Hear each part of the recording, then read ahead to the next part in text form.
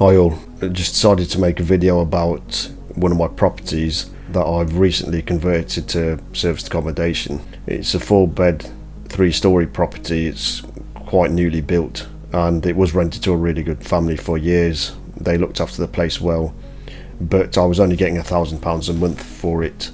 And I didn't really do rent hikes on the tenants because they were quite good tenants. They did look after the property. In hindsight, I probably should have increased the rents incrementally when I had the chance, but I didn't do that. The family moved out last July. I've known quite a reputable serviced accommodation operator in Coventry for some years, and he mentioned it would be ideal for serviced accommodation. He gave an assessment to some of my other properties. Interestingly, not all of them were appropriate for serviced accommodation, even though quite a few of them were nice, newer built properties. I had another property that was built about 9 years ago, and that was a 3-bed.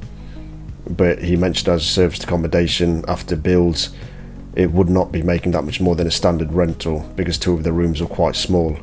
So the reason why the 4-bed, 3-storey property would work well is because it did have quite large rooms.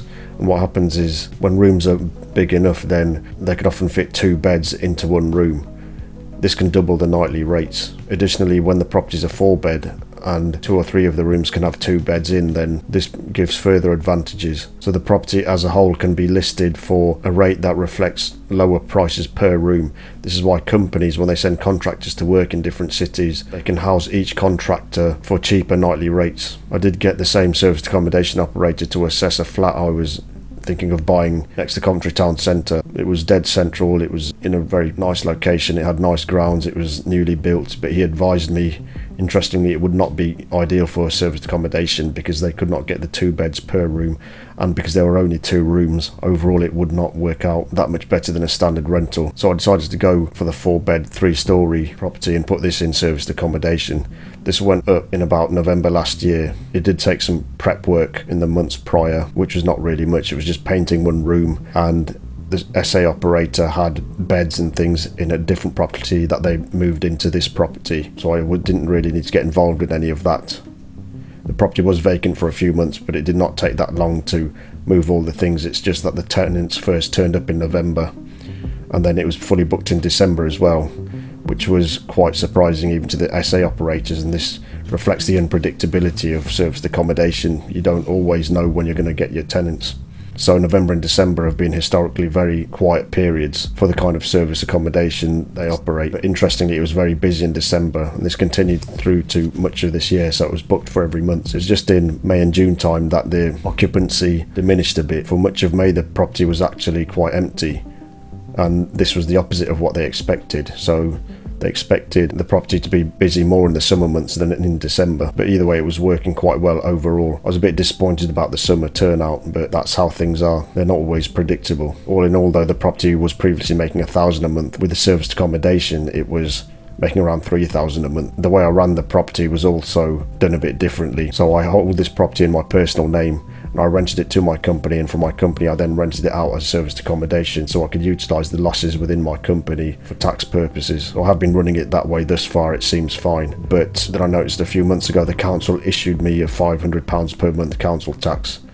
And digging into this is because they was for some reason treating it as a second home. So I had to clarify what I was doing with the property. It did take quite a bit of emailing, as some of the people at the council are not always experienced with this kind of thing. So I had to clarify the fact that the property was set up in a certain way, and this is why it shouldn't be treated as a second home. It could have been down to the simple fact that when I submit inquiries to the council I have to do it through a form, and it automatically puts in my home address, and then it was maybe treating the address of this property as a second address. I'm not fully sure why, but this is why it's important to have good serviced accommodation people in place, because they had experienced this issue before and they knew what to tell me and how to word things, and I've sent the council the contract, so all should be in order.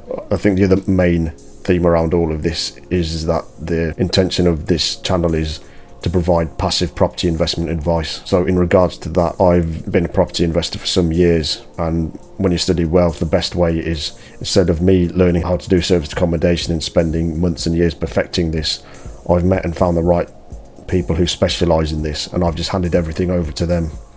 So I literally just gave them the keys. They set up a key safe outside the property. They can efficiently let contractors in. I never need to know about things. I just leave them to it. Other people have said good things about the service accommodation operator. Even when they moved furniture from their properties to my property, I didn't really need to hear about it. As with much of my other property related stuff, it just turns out to be a couple of emails a week, and the only thing I really need to do is do the council tax and pay the bills as and when required.